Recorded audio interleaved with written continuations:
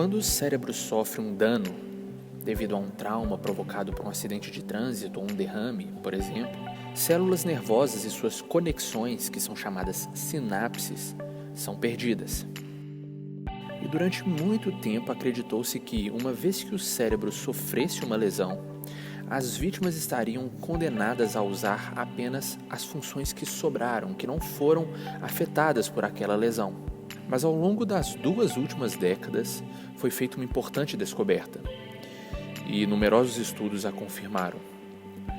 Quando neurônios e sinapses desaparecem devido a um trauma, os neurônios vizinhos compensam a perda e tentam reestabelecer as conexões ausentes, o que efetivamente reconstrói a rede neural danificada.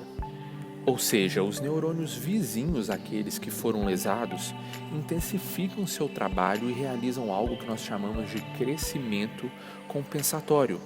Esse crescimento é de suas partes mais importantes da célula, que é o axônio e os chamados dendritos, que são prolongamentos naturais da célula nervosa que passam então a crescer e se estender por aquelas regiões que foram lesadas.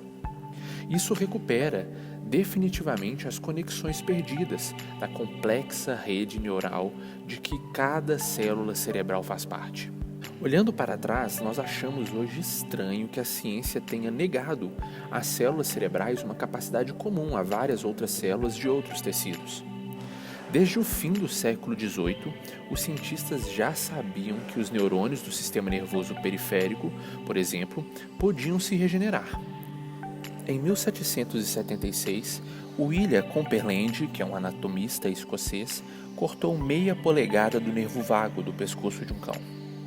O nervo vago se conecta com o cérebro, estendendo-se ao longo da artéria carótida no pescoço e está envolvido em algumas importantes funções, e em manter, por exemplo, a laringe aberta para a respiração.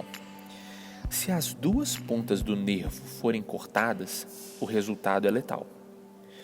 Porém, Copperland retirou apenas uma extremidade e descobriu que a lacuna criada era logo preenchida por um novo tecido nervoso.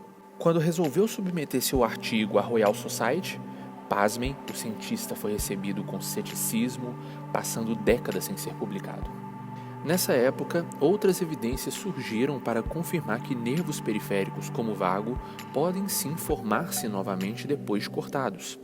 Mas durante séculos as pessoas acreditaram que os nervos do sistema nervoso central não possuíam a mesma capacidade.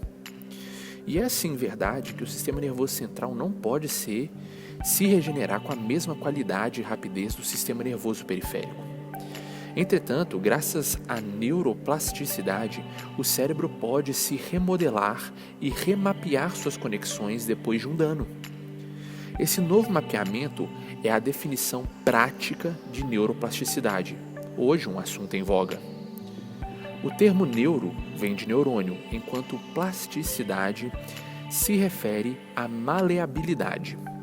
A velha teoria afirmava que os recém-nascidos constituíam suas redes neurais como parte natural de seu desenvolvimento e que após essa fase o processo cessava e o cérebro se tornava imutável, ou seja, ele não evoluía nada mais. Passado o período embrionário gestacional, o cérebro permanecia o mesmo, congelado do jeito que estava. Então entenda uma coisa, de uma vez por todas, nesse exato momento, enquanto você escuta o que eu digo e se pergunta o porquê as palavras sumiram, seu cérebro está se remodelando. Seu cérebro está se remodelando nesse momento. Não é necessário nenhum dano para desencadear esse processo. Isso porque evoluir e curar são 2 funções intimamente ligadas. Basta estar vivo. Podemos estimular a neuroplasticidade principalmente expondo-nos a novas experiências. Melhor ainda é nos prepararmos deliberadamente para aprender novas capacidades.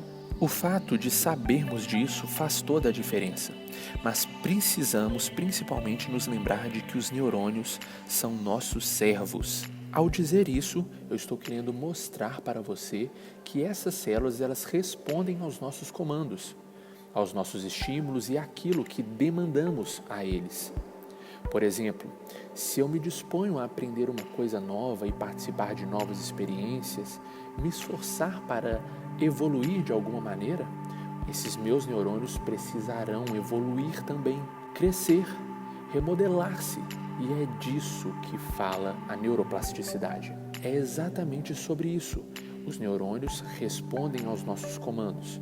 Eles precisam se adaptar aos desafios e aos estímulos que propomos a eles. A neuroplasticidade é a mente se tornando matéria à medida que os pensamentos geram um novo crescimento neural.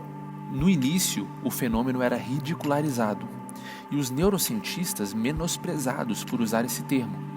No entanto, muitos conceitos novos que provavelmente serão aceitos daqui a décadas são julgados hoje como sem sentido e inúteis. A neuroplasticidade passou sim por um difícil começo antes de se tornar uma estrela.